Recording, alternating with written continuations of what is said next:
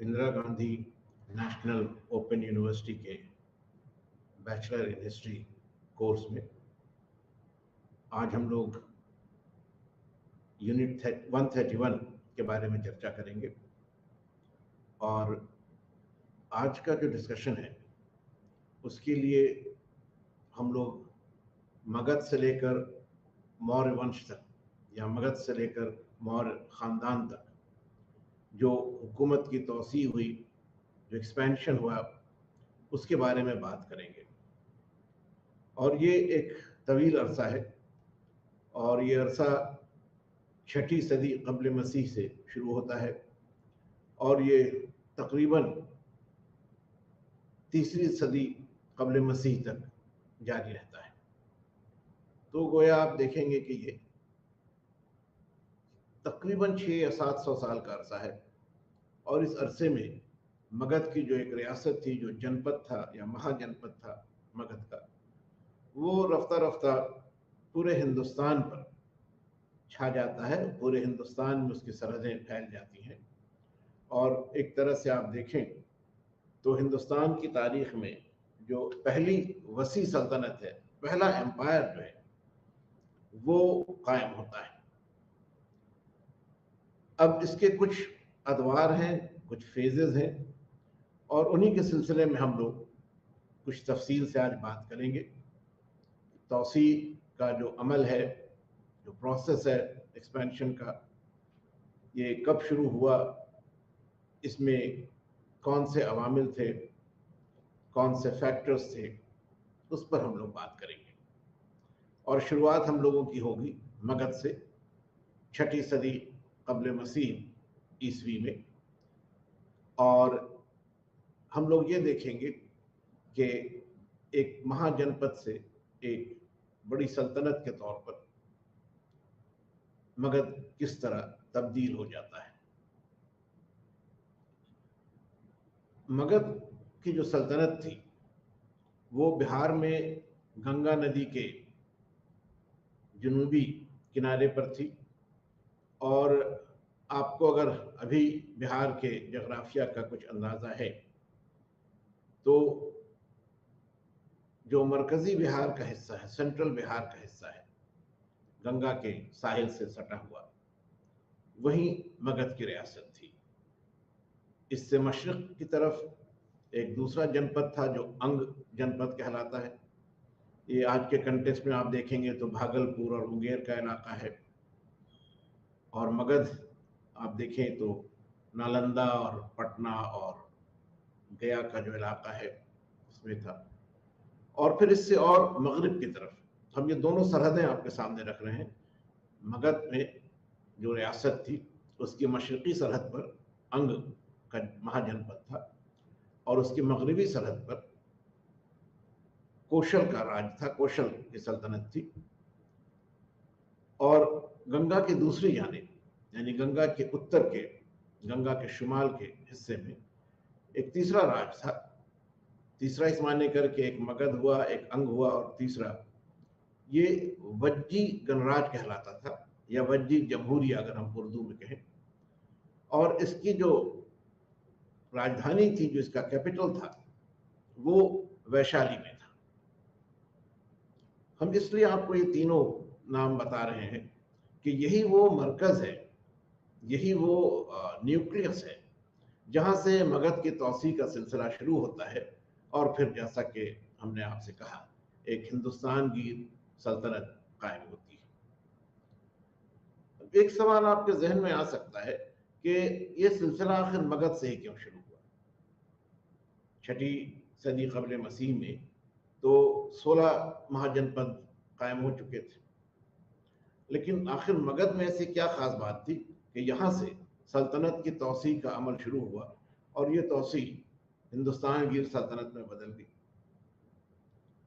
तो इसकी एक बड़ी वजह ये थी कि मगध की जो जोग्राफिकल पोजीशन थी या जो जोग्राफिकल फीचर्स थे, जो जोग्राफिया था यहाँ का या जो जोग्राफियाई खसूसियात थी, उनका बहुत बड़ा हिस्सा है मगध के उरूज में, राइज ऑफ मगध। मगध का जो स्टेट था या जो जनपद था, इब्तिदा में उसकी राजधानी, उसका कैपिटल राजगीर में था। और राजगीर की जोग्राफियाई हालत ऐसी थी कि वो कई सिमत से पहाड़ियों से घिरा हुआ था, तो एक कुदरती तौर पर महफूज इलाका था। लिहाजा वहां पर जो आसपास के रियासतें थीं या जो पड़ोसी रियासतें थीं, उनके हमले का इम्कान कम था। दूसरी बात यह भी थी कि मगध की उस सल्तनत का गंगा के किनारे पर, गंगा का जो साहिली मैदान था, उस पर भी कब्जा था। और ये वो इलाका था जहाँ से काफ़ी बड़े पैमाने पर तिजारत होती थी। तिजारत का नतीजा था दौलत की फरावानी या माली वसाइल की फरावानी। तो इकोनॉमिक रिसोर्सेज काफ़ी थे। और जाहिर है कि जब सल्तनत की तोसी होगी, जंगें लड़ी जाएंगी, फौजें तैयार की जाएंगी, तो उसके लिए आपको माली वसाइल की ज़रूरत होगी। बगैर प्रॉपर इकोनॉमिक रिसोर्सेज के आप एक मिलिट्री स्ट्रक्चर नहीं बना सकते हैं, आप वॉर्स नहीं लड़ सकते हैं। तो एक सूरत तो ये थी कि यहाँ माली वसाइल की फरावानी थी, एक सबब ये था। और ये यहाँ के जगराफिया का नतीजा था। एक, राजगीर का महफूज मकाम, दूसरे, गंगा से होने वाले तिजारत पर एक तरह का कब्जा या कंट्रोल। तीसरी बात ये थी कि इस इलाके में घने जंगल भी थे। जो बिल्कुल शुमाली हिस्सा था मगध का, जुनूबी हिस्सा था, वेरी सॉरी, बिल्कुल जुनूबी हिस्सा था मगध का, साउथ का जो हिस्सा था, वहां पर काफी जंगल थे। और इसके अलावा यहाँ पर ऐसे मिनरल रिसोर्सेज थे, ऐसे मादनियात थे जिनकी जंग में बड़ी अहमियत थी। मिसाल के तौर पर यहाँ लोहा फरावानी से मिल रहा था, और लोहा आप जानते हैं कि हथियार बनाने में, असलहे बनाने में, वेपन्स बनाने में बहुत अहम था। तो ये एक बड़ी एडवांटेज या एक बहुत बड़ा फायदा था। दूसरे ये कि इन जंगलों में हाथी बकसरत पाए जाते थे, और हाथियों का बड़ा अहम मकाम रहा है अहद कदीम में भी और अहद वस्ता में भी जंग के मामले में। यानी अगर आपको बहुत आसान लफ्ज़ों में हम कहें तो जो अहमियत अब से कुछ दहाई पहले जंग में टैंक की हुआ करती थी, अभी भी है। आप देख रहे हैं यूक्रेन में टैंक्स का इस्तेमाल हो रहा है। तो जो अहमियत टैंक की थी, वही अहमियत इस ज़माने में हाथियों की थी। तो जगराफियाई हालात ने माली वसाइल भी मुहैया कराए थे, और जो जंगी साजो सामान हो सकता था, जो अस्करी वसाइल हो सकते थे, मिलिट्री रिसोर्सेज हो सकते थे, उनकी भी फरावानी थी। तो ज्योग्राफी का एक बहुत ही सिग्निफिकेंट रोल रहा, एक बड़ा अहम हिस्सा रहा है जगराफिया या जगराफियाई हालात का मगध के उरूज में। एक तो ये बात थी। दूसरी बात ये कि पस मंजर क्या था, बैकग्राउंड क्या था। उस जमाने में जो मुख्तलिफ रियासतें थी, उनमें मगध के जो हुक्मरान थे, जो रूलर्स थे, उनमें सियासी दूरंदेशी थी, पॉलिटिकल फारसाइट था, उनमें क़यादत की सलाहियत थी, लीडरशिप की क्वालिटी थी, वो अच्छे फौजी सालार थे, मिलिट्री कमांडर्स थे। और आप देखेंगे कि दो ऐसे बादशाह, दो ऐसे राजा मगध में हुए जिन्होंने तौसी के काम को न सिर्फ शुरू किया, बल्कि एक मुनासिब हद तक, एक डिजायरेबल लिमिट तक उसको पहुंचाया भी। इन दोनों में पहला बिंबिसार था। बिंबिसार मगध का हुक्मरान था, महात्मा बुद्ध का हम असर था, कंटेम्परेरी था, महात्मा बुद्ध से उसका एक ताल्लुक भी था। और दूसरा उसका बेटा था अजात शत्रु। अजात शत्रु की भी जिंदगी महात्मा बुद्ध के अरसे हयात से मिलती है, दोनों ही कंटेम्परेरी हैं। बिंबिसार की जो पहली कामयाबी थी वो ये थी कि उसने अंग की रियासत पर कब्जा किया, जंग लड़ी और जंग के बाद उसने अंग पर कब्जा कर लिया। दूसरी तरफ उसने पंजाब में, पंजाब का जो मशरकी हिस्सा था, वहां पर कुछ छोटे छोटे जनपद थे। उसी में एक जनपद था जहां मद्र कबीले की हुक्मरानी थी। तो मद्र कबीले से, या जो मद्र हुक्मरान थे, उनके साथ भी बिंबिसार ने अपना एक ताल्लुक बनाया और उसने उस खानदान की एक शहजादी से शादी की, यानी मैट्रिमोनियल अलायंस या शादी पर मबनी ताल्लुकात, एक तरह से आप कह सकते हैं सिफारती ताल्लुकात उसने कायम किए। अब उसके विजन को आप देखिए, उसकी दूरंदेशी को आप देखिए कि जो रियासत उसकी रियासत से जुड़ी हुई थी, जहां कॉमन फ्रंटियर से, जहां सरहद एक थी, वहां तो उसने फौजी कार्रवाई की, फौजी पेशरफ्त की।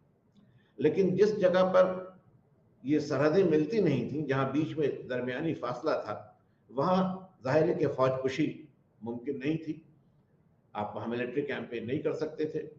तो उसके एक मुतबादिल के तौर पर, उसके एक ऑल्टरनेटिव के तौर पर उसने वहां सिफारती जराए से अपने असर की तौसीह की, उसको और एक्सपैंड किया। तो दोनों जरियों से, जंग के जरिए से भी और सिफारत के जरिए से भी, सिफारतकारी के जरिए से भी उसने मगध के हदूद को, मगध की सरहदों को और मगध के असर को, उसके इन्फ्लुएंस को तौसीह दी। इसके बाद जो दूसरा नाम है वो अजातशत्रु का है, और अजातशत्रु बिंबिसार से ज्यादा अहम मकाम रखता है। दो बड़ी कामयाबियां उसकी हैं। एक तो कौशल का जो जनपद था, जो रियासत थी, उससे बिंबिसार के जमाने में भी एक मुख्तसर सी लड़ाई हुई थी, और कौशल की भी एक शहजादी से बिंबिसार ने शादी की थी। लेकिन कुछ ऐसी वजूहात थी कि कौशल के साथ मगध का ताल्लुक बहुत अच्छा नहीं रह पाया। तो अजातशत्रु ने कौशल के राज पर हमला किया और उसको भी अपने कब्जे में ले लिया। तो अब अंग से लेकर कौशल तक, यानी जो बालाई हिस्सा है गंगा के मैदान का, जो अपर गंजेटिक प्लेन है, उस पर मगध का कब्जा हो गया। लेकिन इससे बड़ी कामयाबी ये थी कि अजातशत्रु ने वैशाली की फतह की। अब वैशाली की फतह कोई मामूली बात नहीं थी, इसलिए कि अभी जिन दो लड़ाइयों का हमने आपसे जिक्र किया, अंग और कौशल के साथ, वो ऐसी लड़ाइयां थी जो जमीन की सतह पर लड़ी गई, यानी लैंड वॉरफेयर। दोनों जानिब जो फौज की कार्रवाई हो रही थी वो जमीनी कार्रवाई थी। अजातशत्रु ने पहली बार नेवल वॉरफेयर को शुरू किया, यानी जो पानी का रास्ता था, जो गंगा नदी थी, उसको क्रॉस करके, उसको पार करके उसने गंगा के शुमाली हिस्से में वैशाली पर कब्जा किया। अब गंगा की उस जमाने में जो चौड़ाई रही होगी और उसके बहाव की, जो उसके फ्लो की जो तेजी रही होगी, उसको आप तसव्वुर कर सकते हैं। हालात ने गंगा को बहुत बदल दिया, लेकिन उस जमाने में आप समझिए कि आज से कोई 2500 साल पहले, 2700 साल पहले के जमाने में गंगा की जो सूरत थी वो आज से बहुत अलग थी। इस चौड़ी और इस तेज बहने वाली नदी को पार करना आसान काम नहीं था, लेकिन अजातशत्रु ने उसके लिए मुनासिब बंदोबस्त किया। उसने मजबूत कश्तियों का एक बड़ा बीड़ा तैयार किया, फ्लोटिला ऑफ स्ट्रॉन्ग बोट्स, और उसकी मदद से उसने गंगा नदी को पार किया और तब वैशाली पर कब्जा किया। अब वो स्ट्रेटेजिस्ट, या उसकी जो एक अस्करी पॉलिसी थी, वो इतनी अच्छी थी, राजगीर में रहते हुए वैशाली पर हमला करना जरा दुश्वार था। चुनांचे उसने अपनी फौज की आसानी के लिए वैशाली के तकरीबन बिल्कुल सामने, गंगा के जनूबी किनारे पर एक फौजी मरकज बनाया। ये पाटलीग्राम कहलाता था, आगे चलकर यही पाटलिपुत्र के नाम से मशहूर हुआ। और वैसे आपने पढ़ा होगा, पाटलिपुत्र के लिए और भी नाम इस्तेमाल में रहे हैं। पुष्पपुर भी इसको कहा गया है, कुसुमपुर भी इसको कहा गया है, लेकिन ज्यादा शोहरत इस शहर को पाटलिपुत्र के नाम से ही हासिल हुई। तो उसकी दूरंदेशी, उसकी फौजी सलाहियत, उसकी इंतज़ामी सलाहियत यानी रिसोर्सेज को मोबिलाइज करना, जो एक ज़रूरत थी जिस मिलिट्री इंफ्रास्ट्रक्चर की, उसको मजबूत बनाना, उसको मुनज़्ज़म करना, ये सारे काम अजातशत्रु ने किए। अच्छा, उसके ज़माने में एक दिलचस्प बात और भी है, आपने पढ़ा होगा कि जंग के लिए कुछ नए हथियार उसके ज़माने में इस्तेमाल में आए। एक महाशिला कंटक कहलाता है और दूसरा रथ मूसल कहलाता है। महाशिला कंटक की मदद से आप पत्थर के भारी टुकड़ों को, बोल्डर्स को दुश्मन की तरफ फेंक सकते थे, और रथ मूसल की मदद से आप दुश्मन के जो रथ थे, दुश्मन की फौज के जो रथ थे, उनके जो चक्के थे, उनके जो व्हील्स थे, उसको डैमेज कर सकते थे, उसको तोड़ सकते थे। तो ये भी एक तरह से अस्करी बर्तरी उसको थी, मिलिट्री सुपीरियॉरिटी थी दूसरे जनपदों के मुकाबले में, और अजातशत्रु काफी कामयाब रहा। अब जहां तक इन बातों का सवाल है कि हमें किस तरह ये मालूमात हासिल होती हैं, तो फिर यहाँ पर जो माखज़ हैं, जो सोर्सेज हैं, वो ज़्यादातर बौद्ध मजहब से जुड़ी हुई तसनीफात हैं, और ख़ास तौर पर जातक की जो कहानियाँ हैं उनमें भी उस ज़माने के हालात का जिक्र मिलता है, और इसके साथ साथ कुछ और भी ऐसे ट्रेडिशंस हैं। महाभारत में जरासंध के बारे में जिक्र है, जिससे ये अंदाज़ा होता है कि मगध का किस तौर पर उरूज हुआ। और कंट्रीब्यूटरी फैक्टर्स या माविन असबाब की बात अगर हम करें तो 3-4 बातें थी जिन पर हमने आपकी तवज्जो दिलाई थी। जगराफियाई हालात, माली वसाइल, उम्दा क़यादत, फौजी साजो सामान, तो ये सब ऐसी चीज़ें थी जिनसे मगध का उरूज मुमकिन हो सका। ये वही माविन असबाब थे जिन्होंने मगध को एक बड़ी रियासत में तब्दील कर दिया। अजातशत्रु के बाद कुछ अरसे के लिए एक ब्रेक है, बीच में एक वक्फा है, और फिर एक और हुक्म रहा है महापद्म नंद। ये नंद खानदान का था, और महापद्म ने मगध की रियासत को और भी वसअत दी, और उसका कब्जा जो वस्ती इलाका है हिंदुस्तान का, सेंट्रल इंडिया का जो इलाका है, उस पर भी कायम हो गया। तो पंजाब के पूर्वी सरहद से लेकर मशरकी सरहद से लेकर गंगा के मैदान के मशरकी हिस्से तक, और फिर वस्ती हिंदुस्तान के हिस्से पर, इन तमाम पर मगध की सरहदें फैल चुकी थी, उनकी तौसील हो चुकी थी। पिछले जो चर्चा हम लोग कर रहे थे, जो लास्ट डिस्कशन था हमारा, उसमें हमने आपको सिकंदर के हमले के बारे में बताया था, और ये भी बताया था कि उससे क्या तब्दीलियां आई। सिकंदर के ही ज़माने में चंद्रगुप्त का उरूज होता है, और सिकंदर के वापस लौटने के बाद जो नंद खानदान था, उसकी रियासत बहुत कमज़ोर पड़ चुकी थी, और चंद्रगुप्त ने उस पर कब्जा करके इस बड़े एम्पायर को, इस बड़े स्टेट को, इस बड़ी सल्तनत को, जो महापद्म नंद के जरिए कायम की गई थी, उसको चंद्रगुप्त ने अपने कब्जे में ले लिया। और यहीं से सही मानों में इंपीरियल एक्सपेंशन का दौर शुरू होता है, जिसे आप हिंदी में साम्राज्य विस्तार कह सकते हैं, या अगर हम उर्दू में बात करें तो एक वसी सल्तनत की तामीर शुरू होती है। एक बात और यहां आपसे वाज़ेह करना चाहेंगे कि 2 अल्फाज हैं जो हम अंग्रेजी में इस्तेमाल करते हैं, टेरिटोरियल एक्सपेंशन और इंपीरियल एक्सपेंशन, यानी इलाकाई तौसी और सल्तनत की तौसी। सल्तनत के लिए या एम्पायर के लिए उर्दू में वसी सल्तनत कह सकते हैं। तो एक तरफ तो ये है कि कोई रियासत अपने आसपास के इलाकों पर कब्जा करती है, और उससे एक वसअत उसे हासिल होती है, उसकी सरहदें फैल जाती हैं, मगर फिर भी इनकी हुदूद कम होती हैं। जो एक्सपेंशन है उसका एरिया लिमिटेड होता है। जब एम्पायर की बात आती है तो एक्सपेंशन यहां भी है, तौसी यहां भी है, मगर इसकी सरहदें बहुत वसी हो जाती। तो ये भी अमल है तौसी का, ये भी इलाकाई तौसी का ही अमल है, टेरिटोरियल एक्सपेंशन का ही अमल है, मगर ये उसका ज्यादा उरूज या उसके ज्यादा राइज को, उसके ज्यादा मुस्तहकम सूरत को जाहिर करता है, क्योंकि अब सल्तनत की सरहदें फैल जाती हैं और उतने बड़े इलाके पर कब्जा रखने की सलाहियत जो हुक्मरान है, जो बादशाह है, जो राजा है, उसे हासिल होती है। और आप अंदाजा कर सकते हैं कि छोटी रियासत पर कब्जा रखना और बड़ी रियासत पर कब्जा रखना दोनों एक जैसा नहीं है, दोनों के जो चैलेंजेस हैं वो अलग अलग हैं। तो चंद्रगुप्त के साथ जो दौर शुरू होता है वो इंपीरियल एक्सपेंशन का दौर है।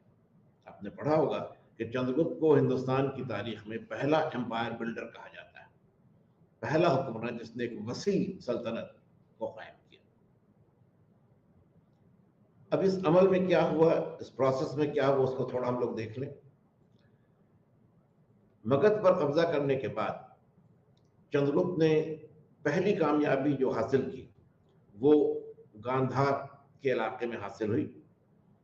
यहां पर आपको फिर हम याद दिलाएं कि पिछले डिस्कशन में ये बात आई थी कि यहां पर सिकंदर का एक कमांडर सेल्यूकस निकेटर हुक्मरान था, हुकूमत कर रहा था, और चंद्रगुप्त ने उसको हराकर गांधारा या गांधार के इलाके पर कब्जा कर लिया। यानी आज के हिसाब से आप देखें तो काबुल और कंधार का इलाका। अब ये बहुत बड़ी कामयाबी थी। आप अजातशत्रु की बात जहन में पहले रखिए, गंगा को पार करने की बात जहन में रखिए, और तब इस फतह के बारे में गौर कीजिए। गांधार पर कब्जा करने के लिए चंद्रगुप्त को हिंदू कुश पहाड़ियों को पार करना पड़ा। हिंदू कुश पहाड़ियां हिंदुस्तान के शुमाल मगरिब में है, नॉर्थ वेस्ट में है, और इनको पार करना, इनको क्रॉस करना मुश्किल है। पहाड़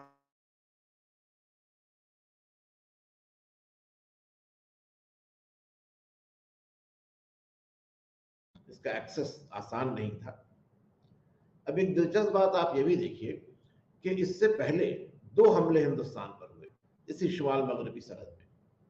पहले यूनानियों का हमला हुआ, फिर सिकंदर का हमला हुआ, दोनों के बारे में आप जानते हैं। लेकिन आप इस बात पर गौर कीजिए कि अभी तक जो फौजी कार्रवाई इस इलाके में हुई उसमें हिंदू कुश पहाड़ियों से जो आगे का इलाका था, उससे मगरिब की तरफ का जो इलाका था, यानी आज आप देखें तो ईरान का, खुरासान का जो इलाका है, वहां से फौजी हिंदुस्तान में दाखिल होती थी।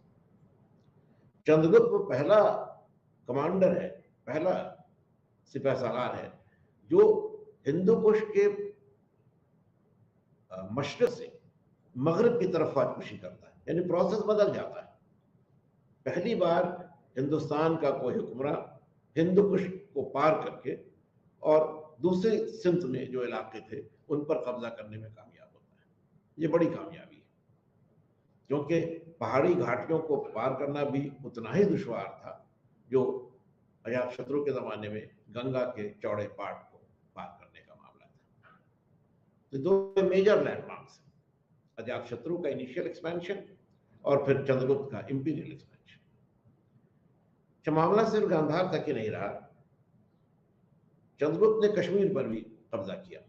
यहां भी फिर आप देखेंगे कि मुश्किल और दुश्वार गुजार जो पथरीली घाटियां थी उनमें उसने कामयाबी के साथ फौजकुशी की, और उसी वक्त से सही मानों में कश्मीर हिंदुस्तान का एक हिस्सा बना। इसके बाद अगर हम लोग शुमाल से दूसरी तरफ देखें तो हिंदुस्तान की मगरबी सरहद पर काठियावाड़ के इलाके पर चंद्रगुप्त ने कब्जा किया। फिर जो वस्ती हिंदुस्तान का इलाका था, काठियावाड़ से थोड़ा जुड़ा हुआ था, मालवा, उस पर कब्जा किया। गंगा का जो मैदान था उस पर तो उसका कब्जा था ही, वो उसने नंद सल्तनत से ही हासिल किया था। और फिर उसने जुनूब में कर्नाटक पर भी अपना कब्जा कायम किया। फिर यहां आप देखिएगा कि कर्नाटक की तरफ जाने के लिए जो विंध्य पहाड़ियां थी, विंध्यन माउंटेन रेंज है, उसको पार करना जरूरी था। फिर जो डेक्कन का प्लेटो है, जो पठार है दक्कन का, उसको पार करना था।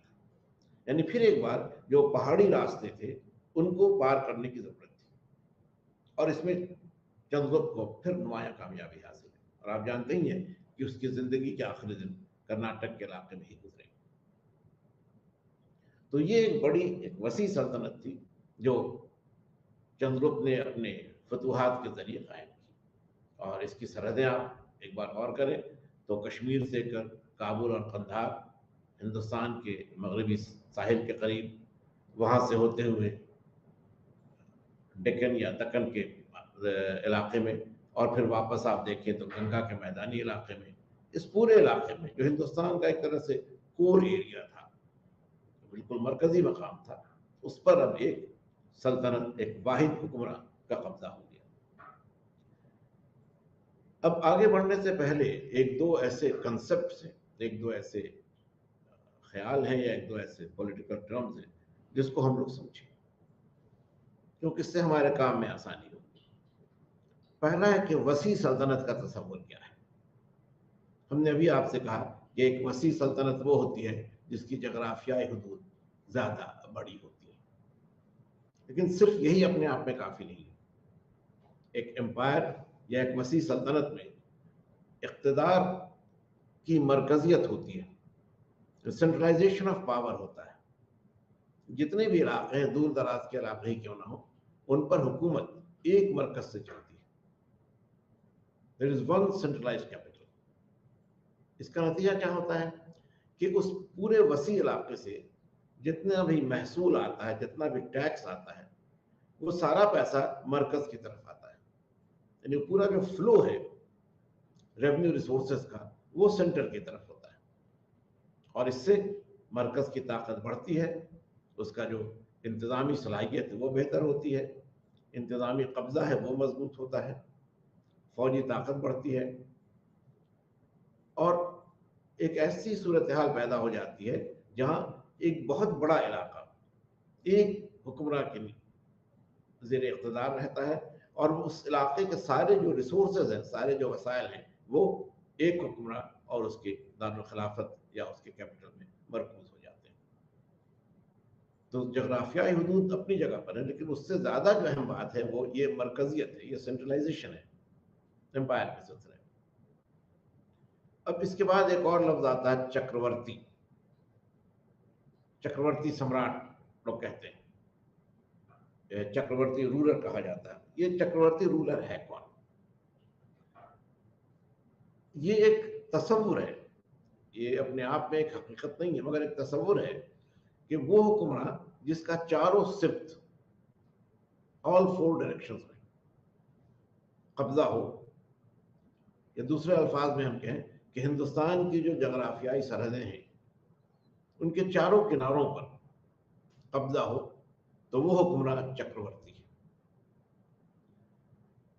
चंद्रगुप्त के जमाने तक ये चक्रवर्ती सम्राट या ये चक्रवर्ती एम्पायर, एम्पर हमें नहीं मिलता है, क्योंकि अभी भी कुछ इलाके उसकी फतूहात के दायरे से बाहर थे। उस पर हम लोग अभी बात करेंगे, बिंदुसार के हवाले से, अशोक के हवाले से। लेकिन पहले तीसरे तस्वुर को हम लोग देख रहे हैं, तसल्लुत या हेजिमनी।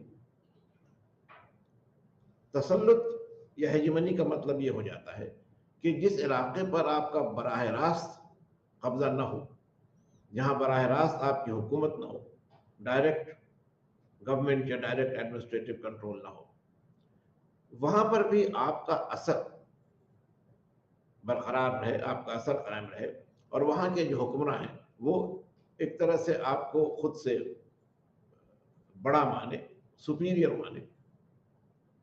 जरूरी नहीं कि आप उनके इलाकों पर कब्जा कर लें, वो अपने इलाके में आज़ाद रहेंगे, मगर कहीं ना कहीं वो अपनी इस कमतर हैसियत को, कि वो जो चक्रवर्ती है और जो बड़ा हुक्मरान है, उसके जेर असर है।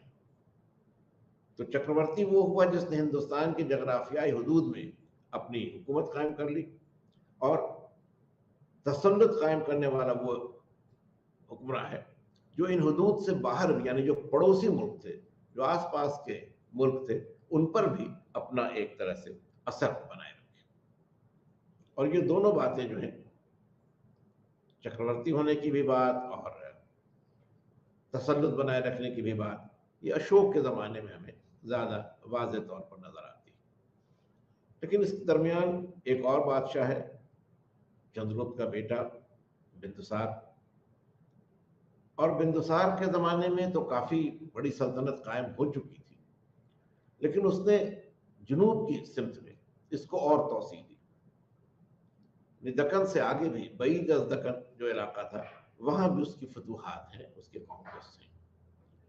और उसके सिलसिले में यह हवाला मिलता है कि उसने 2 समंदरों के दरमियानी इलाके पर, द लैंड बिटवीन 2 सीज, 2 समंदरों के दरमियानी इलाके पर उसने अपनी हुकूमत कायम की।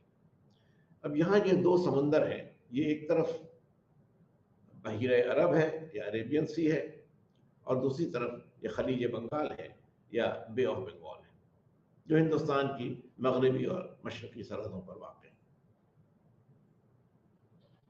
दक्कन का कुछ हिस्सा चंद्रगुप्त के ज़माने में कब्जे में आ चुका था, लेकिन इससे और जुनूब की जानिब दोनों तरफ के साहिली इलाके पर बिंदुसार ने कब्जा कर लिया, और इस तरह हुकूमत की तोसी या सल्तनत की तोसी और आगे बढ़ी। अब इसका जो नुक्ता उरूज है, जो इसका क्लाइमेक्स है, वो अशोक के ज़माने में आप देखेंगे। अशोक कई एतबार से हिंदुस्तान की तारीख का बड़ा ही अजीम हुक्मरान है। अशोका द ग्रेट उसको कहा ही गया है, या अशोक आज़म। अशोक की जो कामयाबी या जो हुसूलियाबी है, उसका सिलसिला शुरू होता है कलिंग की फतह के साथ, और ये अशोक की हुकूमत का इब्तदाई दौर है। आप अगर इस स्लाइड पर नज़र डालेंगे तो अशोक का जो दौर हुकूमत है 268 से 232 BCE, उसमें आप देखेंगे कि कलिंग की जो फतह है वो 260 BCE, 260 कबल मसीह। हुक्मरान बनने की कोई 8 साल के अंदर ही अशोक कलिंग पर फतह करता है। अब कलिंग की फतह की अहमियत इसलिए है 2 वजह से। पहली वजह तो तौसी, एक्सपेंशन, और दूसरी अशोक की जिंदगी और उसकी जो हुकूमत की पॉलिसी थी, उस पर इसके क्या असरात हुए, क्योंकि ये एक टर्निंग पॉइंट माना जाता है अशोक की जिंदगी का। तो कलिंग की फतह की जो सियासी अहमियत थी वो ये थी कि कलिंग का ये इलाका, नॉर्मली आज के उड़ीसा को आप कहें या उड़ीसा को आप कह सकते हैं, ये इलाका अभी तक मौर्य सल्तनत से बाहर था, बड़ा इलाका था। इसकी अहमियत थी, अहमियत इसलिए थी कि इसकी सरहदें खलीज बंगाल से मिलती थी और वहां से तिजारत का सिलसिला था। तो एक तरफ तो सियासी फतह की बात थी और दूसरी तरफ माली वसाइल की बात थी, इसलिए कलिंग की अहमियत थी। और चूंकि ये इलाका अभी तक मौर्य सल्तनत से बाहर था, तो अशोक ने इस पर फतह हासिल की। लेकिन इस फतह के बाद अशोक की शख्सियत बदल गई, और इस सिलसिले में उसका एक कतबा है, इंस्क्रिप्शन है, जो रॉक एडिक्ट 13, या अगर आप उर्दू में से कहें तो फरमान हजरी 13। ये जो रॉक एडिक्ट है, ये पहाड़ों की चट्टान पर लिखा हुआ है या उसको इंस्क्राइब किया हुआ है, और इसमें अशोक कलिंग की फतह के बारे में बहुत तफसील से गुफ्तगू करता है। और उस गुफ्तगू का जो महासल है, जो उसका खुलासा है, वो ये है कि जो कुछ हुआ वो अच्छा नहीं था। बहुत तबाही हुई, बहुत लोग मर गए, बहुत लोग बेघर हो गए। और इससे ये भी आपको बताया कि अशोक अपने कदमे में खुद को देवनाम पिय के नाम से मुखातिब करता है। अशोक का नाम नहीं, देवनाम पिय, यानी जो देवताओं को अजीज हो, who is loved by the gods, जो प्रिय है देवताओं के लिए। तो देवनाम पिय को इस जंग से बहुत तकलीफ हुई, कहता है, और इसलिए उसने अब ये तय किया कि वो फौजी फतूहात का सिलसिला तर्क कर देगा और वो गैर फौजी ज़राए से, यहाँ आप कह सकते हैं सिफारती ज़राए से, अपनी हुकूमत की तौसीह करेगा। तो यहीं से आप देखिएगा कि हेजमनी या तसल्लुत की बात आ जाती है कि हम सीधे आप पर कब्जा नहीं करेंगे मगर आपको अपने ज़ेर असर बनाए रखें। लेकिन इस बात को भी ध्यान में रखना ज़रूरी है कि अशोक ने बिल्कुल जंग का इरादा तर्क नहीं कर दिया था, पैसिफिस्ट वो नहीं बन गया था, बिल्कुल वो अमन पसंद नहीं बना था, क्योंकि उसके कुछ ऐसे कदमे हैं जो कि जुनूब की इंतहाई हद के पास है। यानी आज आप देखें तो तकरीबन केरल और तमिलनाडु का जो इलाका है उसका जो शुमाली हिस्सा है, और अगर ये स्लाइड पर आप गौर कर रहे हैं जो आपके सामने है स्क्रीन पर, अभी ये स्क्रीन पर आपके सामने आ जाएगी, तो इसमें आप जो सल्तनत, ये स्लाइड अब आपके सामने है, ये जो सल्तनत है अशोक की, उसकी हदूद को अगर आप देखेंगे तो एक थोड़ी मोटी सी स्याह रंग की लकीर है, एक बोल्ड ब्लैक लाइन है, जो आप देखेंगे कि ऊपर से गंगा के मैदानी हिस्से से आगे कलिंग तक चली आती है और फिर साहिल समुंदर साथ जुड़ी हुई ये नीचे तक आती है, जो हम कह रहे थे कि केरल और तमिलनाडु का जो इलाका होगा शुमाली, और वहां से फिर ये मगरबी साहिल पर चली जाती है और फिर ऊपर की तरफ बढ़ जाती है। ये वो इलाका है जिस पर अशोक की हुकूमत थी, और इसमें आप देखेंगे कि कुछ ट्रायंगल्स बने हुए हैं, कुछ ब्लॉक्स बने हुए हैं, कुछ सर्कल्स बने हुए हैं। ये वो इलाके हैं जहां उसके कदबे मिले हैं, जो उसके एडिक्ट्स या उसके इंस्क्रिप्शंस के फाइंड स्पॉट्स। और ये एक अलग बात थी, लेकिन ये आपसे हम कह रहे हैं कि जो बिल्कुल जुनूब का हिस्सा था, वहां पर उस जमाने में चोल और पांड्य, ये दो कबीले थी, इनकी छोटी छोटी रियासतें थी, और ये मौर्य सल्तनत के सरहदों में कभी कभी हमले करते थे। तो अशोक ने अपने फरमान में इनको बहुत सख्त वार्निंग दी है, तंबीह की है कि अगर वो अपनी इस जारहाना हरकत से बाज नहीं आएंगे तो उनके खिलाफ फौजी कार्रवाई की जाएगी। तो कहने का मतलब ये है कि जो फौजी मुतबादल था, यानी जो मिलिट्री ऑप्शन था, उसको अशोक ने तर्क नहीं किया।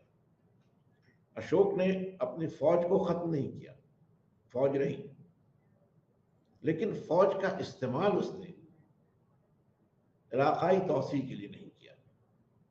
इसकी एक वजह यह भी थी कि अशोक में यह दानिशमंदी थी कि उसने ये महसूस किया कि जितना इलाका उसके कब्जे में आ चुका है, जहां उसका बराह रास्त का डायरेक्ट कंट्रोल है, कब्जा है, उससे ज्यादा अगर सल्तनत की सरहदों को फैलाया गया तो फिर बराह रास्त कब्जा बनाए रखना मुश्किल हो जाएगा।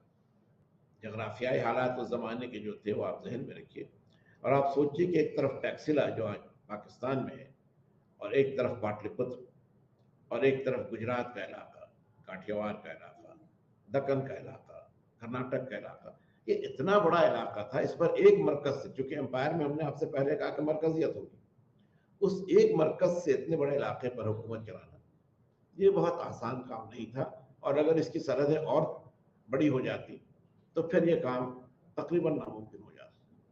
तो वो दानिशमंदी अशोक में थी, और उसने जो कहते हैं कि डिजायरेबल लिमिट्स थी, जो मुनासिब सरहदें थी, उनसे आगे बढ़ने की कोशिश नहीं की। अब इसके बाद जो उसका सिलसिला रहा, जो उसके तसल्लुत की हेजेमनी की बात हम लोग करते हैं, उसमें उसने अपने कई पड़ोसी हुक्मरानों से, कई नेबरिंग रूलर्स से ताल्लुकात कायम किए। अब उनके नाम आपके सामने हैं। मिस्र का हुक्मरान है टॉलेमी थर्ड, मैसेडोन का हुक्मरान है या बादशाह है एंटीगोनस। साइरीन, ये आज जो सीरिया का इलाका है, शाम का जो मुल्क है, उसका एक हिस्सा था। साइरीन का रूलर है मगस, और फिर एपिरस जो कि मशरिक वस्ता का एक हिस्सा है, वहां पर हुक्मरान है अलेक्जेंडर फर्स्ट। इस अलेक्जेंडर को आप अलेक्जेंडर द ग्रेट से कंफ्यूज नहीं करेंगे, वो एक अलग हुक्मरान है। ये वो हुक्मरान हैं जो अलेक्जेंडर के बाद उसी खिताब को अख्तियार करते रहे, और चूंकि उस सिलसिले में ये पहला था तो उसको अलेक्जेंडर फर्स्ट कहा जाता है। जो सही मानों में पहला अलेक्जेंडर था वो अलेक्जेंडर द ग्रेट कहलाता है। तो ये आप देखिए कि मिस्र और सीरिया और सेंट्रल एशिया, इतने दूर दराज इलाकों के साथ भी अशोक ने सिफारती ताल्लुकात कायम किए। वैसे तो चंद्रगुप्त मौर्य के दरबार में भी मैगस्थनीज आया था, पिछले डिस्कशन में हमने उसके बारे में आपको कहा था, इंडिका जो उसकी तसनीफ है उसके बारे में कहा था, लेकिन वो एक वाहिद मिसाल था। अशोक के जमाने में आप बेशतर ऐसी मिसालें देखें। फिर आप ये भी देखेंगे कि आज जो श्रीलंका का इलाका है, जो कभी अनुराधापुर के नाम से भी जाना गया, वहां भी अशोक ने अपना ताल्लुक कायम किया और बौद्ध धर्म के तबलीग के लिए या उसके तौसी के लिए, उसकी इशारत के लिए उसने अपने बेटे को और बेटी को, महेंद्र और संगमित्रा को अनुराधापुर भेजा। तो ये एक ऐसा इलाका है जो हिंदुस्तान की जगराफियाई हदूद से ज़्यादा वसी है, लेकिन वहाँ भी अशोक ने अपने एक असर को, वो असर फौजी फतह का असर नहीं था, लेकिन एक तरह से एक सकाफती, कल्चरल इम्पैक्ट को, उस असर को बनाए रखने में कामयाबी हासिल की। और ख़ास तौर पर श्रीलंका में तो बौद्ध मजहब की जो तबलीग हुई वो अशोक की एक बड़ी अहम कामयाबी रही है। अशोक की जो दाखिली पॉलिसी है, जो उसकी डोमेस्टिक पॉलिसी है, अंदरून मुल्क जो उसकी पॉलिसी है, अभी तो हम आपसे फॉरेन कॉन्टैक्ट की बात कर रहे थे, लेकिन जो बैरूनी सियासत से हटकर जो दाखिली इंतजाम है, जो इंटरनल एडमिनिस्ट्रेशन है, उसमें आप देखें तो फिर अशोक के बारे में बड़ी दिलचस्प बातें, बड़ी अहम बातें आपके सामने आएंगी। अशोक ने एक नया तस्वुर, एक नया कंसेप्ट, जो कि एक कोड ऑफ कंडक्ट था, इखलाकी अमल का एक ज़ाब्ता था या ज़ाब्ता इखलाक था, कोड ऑफ कंडक्ट था, उसको अशोक ने पेश किया और ये धम्म कहलाया। धम्म कोई मजहब नहीं था। शुरू में बाज़ मुअर्रिख इसको बौद्ध धर्म या बौद्ध मजहब से जोड़ते थे, लेकिन अब ये बात वाज़ेह हो चुकी है कि ये बौद्ध मजहब या कोई दूसरा मजहब नहीं था, ये ज़ाब्ता इखलाक था, कोड ऑफ कंडक्ट था। इसको जारी करने में जो मकासद थे, जो पर्पस था, जो ऑब्जेक्टिव था, वो ये था कि सल्तनत में एक अमन व अमान की सूरत रहे, हमाहंगी रहे, लोगों के बीच एक दूसरे को टॉलरेट करने को, एक दूसरे के बीच जो इख्तलाफात थे उन इख्तलाफात को बर्दाश्त करने और उसके बाद साथ रहने की एक हारमनी की, एक हमाहंगी की ज़रूरत थी। क्योंकि उस ज़माने में भी मज़हब कई थे, बौद्ध मज़हब के मानने वाले थे, जैन मज़हब के मानने वाले थे, बौद्धों का एक सिलसिला जो श्रमण कहलाता था, फिर आजीवक थे, हमने इसका जिक्र आपसे किया है पहले के डिस्कशन में। तो बहुत तरह के मजहबी और बहुत तरह के फलसफियाना अफकार उस ज़माने में राइज थे, उनके मानने वाले थे, उनमें इख्तलाफात थे, लेकिन उन इख्तलाफात को दूर करके, उसको दरगुजर करके सब एक साथ हमाहंगी के माहौल में रहे, ये धम्म का मकसद था। सियासी तौर पर इखलाकी मकसद ये था कि जो अवाम है उनकी ज़िंदगी का मेयार बुलंद हो, चुनांचे बुजुर्गों का एहतराम है, जो छोटे हैं उनके साथ शफकत है, जो पड़ोसी हैं उनके साथ मोहब्बत है। तो ये चीज़ें जो एक अच्छे माशरे की तामीर करती हैं, वो भी धम्म का मकसद है। और एक दिलचस्प बात आप ये देखेंगे कि अशोक अपने कदमों में ये भी लिखता है कि वो इन बातों पर इसलिए जोर दे रहा है कि अगर इसको उसकी प्रजा, उसके जो अवाम है, और वो लिखता है कि प्रजा को वो संतान के तौर पर मानता है, जो अवाम है वो उसकी औलाद की तरह, अपने बेटों की तरह है, बेटियों की तरह है। तो वो चाहता है कि उनको इस जिंदगी में भी और मरने के बाद जो जिंदगी होगी, तमाम मजहबों में आप जानते हैं कि ऐसी जिंदगी का तस्वुर है जो मौत के बाद शुरू होती है, जो पार्थिव जीवन के अंत के बाद शुरू होती है अशोक के कंसेप्ट में। तो इस जिंदगी में जो अच्छे अमाल होंगे, जो नेक काम होंगे, उसकी वजह से जो दूसरी जिंदगी होगी, जो जिंदगी बाद मौत है, उसमें भी उनको फलाह हासिल होगी। तो ये आला मकासद थे धम्म की। और जो टीचिंग थी वो हमने मुख्तसर आपको बताया कि किस तरह से माशरे में हम आहंगी हो, किस तरह से लोगों का अखलाकी मेयार बुलंद हो। अब इसके अलावा अशोक ने इसके लिए जो इक़दाम किए, जो मेजर्स उसने अडॉप्ट किए, वो भी बड़े अहम हैं।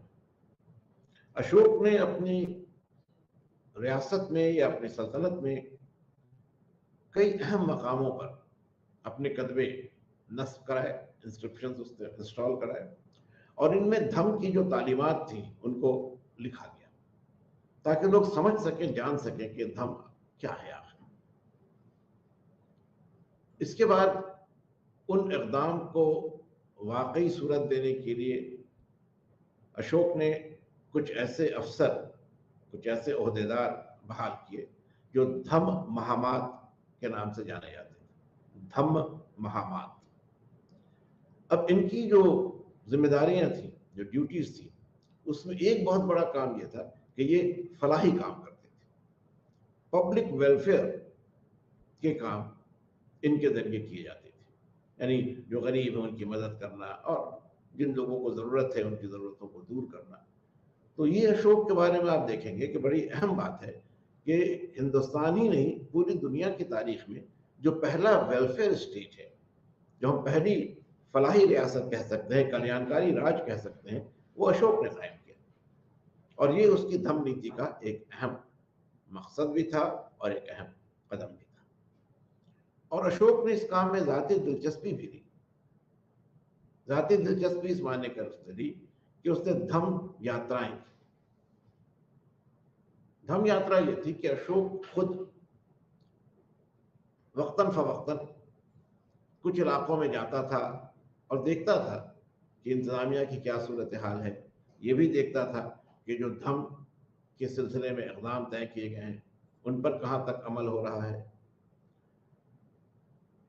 और एक तरह से आप देखें कि बिल्कुल ज़ाती तौर पर उसने, बहुत ही पर्सनल लेवल पर उसने इस काम को उठाया।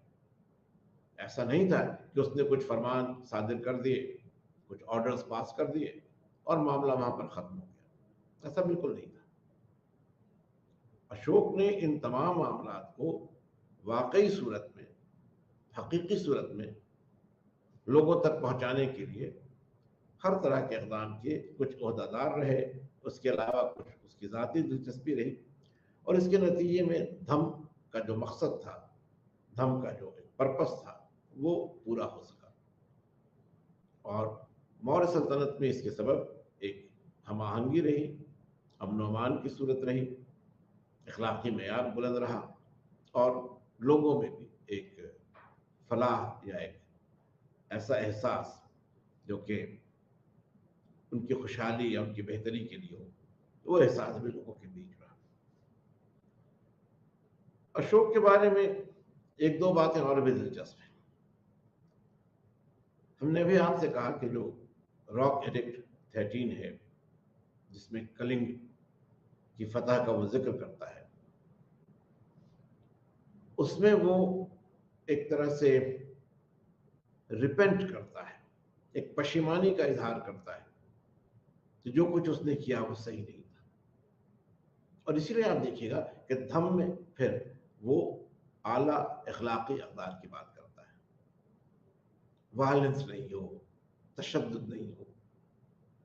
तो ये कहीं ना कहीं पर उसका जो पस मंज़र था, कलिंग का जो तशद्दुद था, कलिंग की जो तबाही थी, उसने अशोक को इतना मुतासिर किया था कि उसने धम्म में तशद्दुद के लिए कोई गुंजाइश नहीं छोड़ी।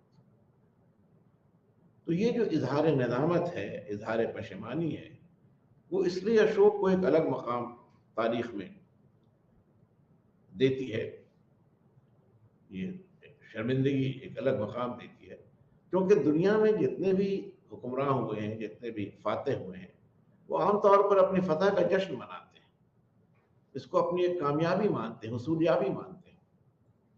लेकिन अशोक वो हुक्मरान है जो इस फतह से खुश नहीं है, इसका जश्न नहीं मना रहा है, वो इस पर अफसोस जाहिर कर रहा है। ये कोई मामूली बात नहीं है।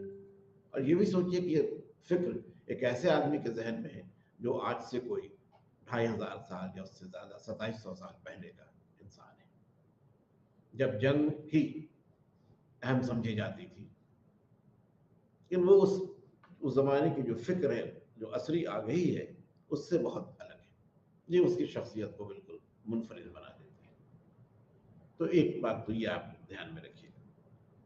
दूसरी ये कि जो हमने आपसे भी कहा कि तसल्लुत की जो बात है या जो फॉरेन रिलेशंस की बात है, वहां भी आप देखिएगा कि अशोक पहला हुक्मरान है हिंदुस्तान का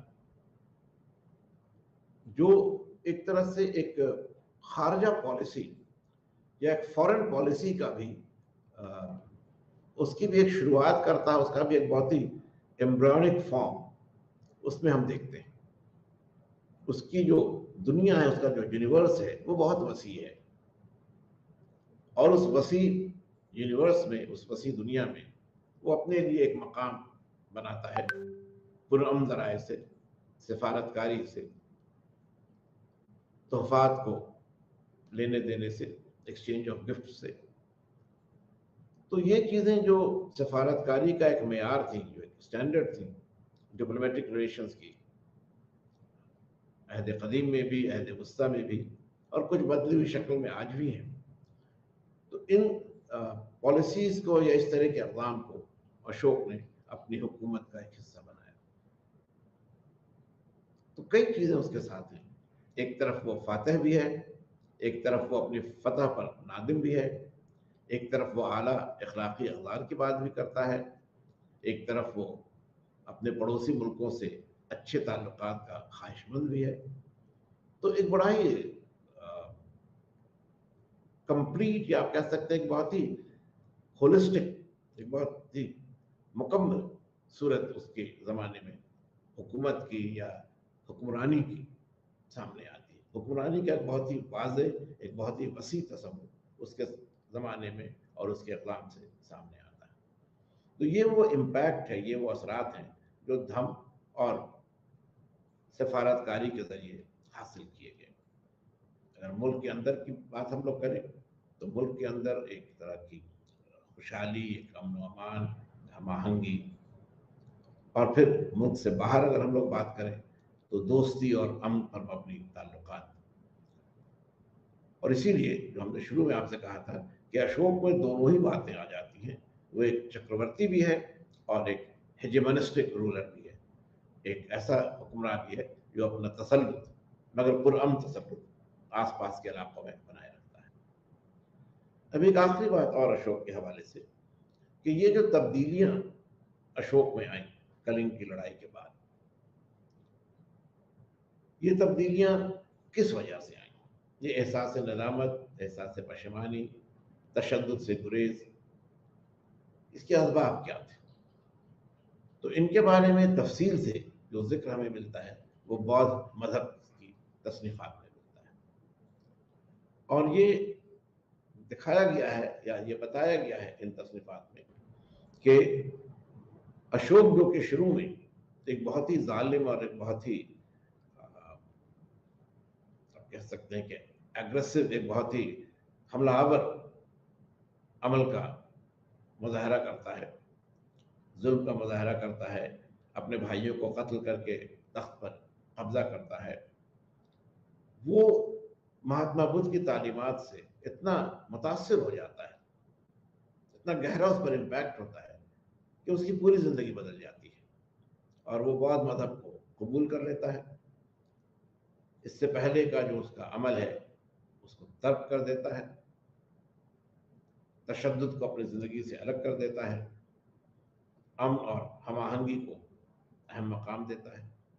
और इसको भी ध्यान में रखिएगा कि बौद्ध मजहब का भी जो फलसफा है और उसके जो अक़दार हैं, उनकी सूरत ऐसी नहीं है कि वो किसी एक मुल्क या किसी एक इलाके तक महदूद हो। उनकी हैसियत यूनिवर्सल है, आलमगीर है। और यही वजह है कि अशोक ने जब बौद्ध मजहब को कबूल किया तो उसने बौद्ध मजहब की तबलीग और उसकी तरवीज में एक ऐसी सतह पर, एक ऐसे लेवल पर काम किया जो सही मानों में अगर यूनिवर्सल नहीं भी था तो यकीनन वो एक बहुत ही ब्रॉड, एक बहुत ही वसी इलाके में वो कोशिश हो रही थी। और उसकी सरहदें आप देख रहे हैं कि मिस्र और मैसेडोन से लेकर के श्रीलंका या अनुराधापुर तक फैली हुई। तो इस बात को बराबर कहा जाता है कि अशोक की जिंदगी में जो तब्दीली आई और अशोक जो एक मुनफरिद हैसियत तारीख में हासिल कर सका, उसका बुनियादी सबब था बौद्ध मजहब और उसके जरिए बौद्ध मजहब की तालीमात को कबूल करना। तो यहाँ पर एक बार फिर हम लोग मुख्तसर तौर पर आज जिन बातों का जिक्र हुआ है उनको देख लें। तो पहली बात हम लोगों ने ये देखी कि मगध से लेकर मौर्य सल्तनत तक कई सदियों के दरमियान एक महाजनपद, एक छोटी रियासत फैल करके एक वसी सल्तनत या एक एम्पायर में बदल जाती है और उस एम्पायर के एक्सटर्नल, उसके बैरूनी असरात भी हैं। ये पूरा एक सियासी अमल है और इसके जो अहम अफराद हैं, आप कह सकते हैं जो मेजर फिगर्स हैं, उसमें अजातशत्रु, पहले तो बिंबिसार है, फिर अजातशत्रु है, फिर महापद्म नंद है, फिर चंद्रगुप्त मौर्य है, फिर बिंदुसार है और आखिर में अशोक है। ये वो ऐसे 6 हुक्मरान हैं जिन्होंने मगध के जनपद को मौर्य सल्तनत की हिंदुस्तान की सरहदों तक फैला दिया। दूसरी बात ये कि इस तौसी के जो असबाब थे उनमें जगराफियाई हालात थे, माली वसाइल थे, क़यादत की सलाहियत थी, सियासी दूरंदेशी थी। और ये जो वसाइल का मामला ये ऐसा है कि जब ज़्यादा वसीले होंगे, ज़्यादा वसाइल होंगे तो आपका इक़्तिदार बढ़ेगा, जब इक़्तिदार बढ़ेगा तो फिर वसाइल भी बढ़ जाएंगे। तो ये एक ऐसा अमल था जो अज खुद बरतर से बरतर होता चला गया और इसीलिए एक छोटी सी रियासत बिलाखिर एक वसी सल्तनत में बदल गई। अब एक आखिरी बात ये आपसे हम कहेंगे कि ये जो वसी सल्तनत बनी, जो मौर्य सल्तनत बनी, इसका जो सियासी पहलू था उस पर आज हम लोगों ने गौर किया और मगध से ही इसकी बुनियाद हम लोगों ने जोड़ी। मगर एक वसी सल्तनत के साथ जो और बातें हैं, मसलन उसका इंतजामिया या एडमिनिस्ट्रेशन, उसका टैक्सेशन का निज़ाम, महसूल का निज़ाम, उसकी फौजी सलाहियत और इस तरह की और जो बातें हैं जिनके बगैर एक वसी सल्तनत का कोई तस्वुर मुकम्मल नहीं हो पाता है, ये पहलू जो है और जिनमें बुनियादी तौर पर जो तब्दीलियाँ आई, जो तरक्की हुई, वो मौर्य सल्तनत के ज़माने में। तो इन चीज़ों पर हम लोगों को भी गौर करने की ज़रूरत है और तभी हम लोग सल्तनत की तौसी के इस अमल को सही तौर पर समझ सकेंगे, इसके मुहर्रिकात और इसके असबाब को समझ सकेंगे, इसके फैक्टर्स हैं, इसके जो कंट्रीब्यूटरी एलिमेंट्स हैं, जो इसके कैटलिस्ट हैं, कैटलिस्ट या जो इसके मुतहर्रिक हैं, उसको हम लोग समझ सकेंगे और तभी जाकर हमारा ये जो डिस्कशन है, हमारा ये जो मुबाहिसा है या जो हमारा जिक्र है वो मुकम्मल हो सकेगा। तो आज के लिए हम इतनी ही बातें आपके सामने रखना चाहेंगे और इसके बाद का जो अगला डिस्कशन आपके साथ होगा उसमें हम लोग सियासी मामलात से आगे जो दीगर मामलात हैं, इंतज़ामी, इक़्तिसादी, फौजी, इन मामलात पर भी गौर करेंगे और तब एक मुकम्मल सूरत हमारे सामने ज़ाहिर होगी। और ये भी आपसे हम चलते चलते कह दें कि जिस इंतज़ामी सूरत हाल की बात हम लोग करेंगे अगले डिस्कशन में, उसमें एक और बड़ी अहम बात हमारे सामने आएगी कि इस पूरी इंतज़ामी सूरत हाल के लिए पहली बार हमें एक वाज़ह माख़ज़ हासिल होता है, एक डेफिनेट सोर्स है जो हमें बताता है कि किस तरह ये सारे मामले इंतज़ामिया के और फौज के और महसूल के तय हुए। तो इसके बारे में फिर जिक्र होगा और जिस माख़ज़ की हम आपसे बात कर रहे थे वो कौटिल्य की तसनीफ़ है अर्थशास्त्र। तो आज के लिए बस इतना ही, क्लास हम लोग यहाँ पर ख़त्म करते हैं और आप लोगों का बहुत शुक्रिया।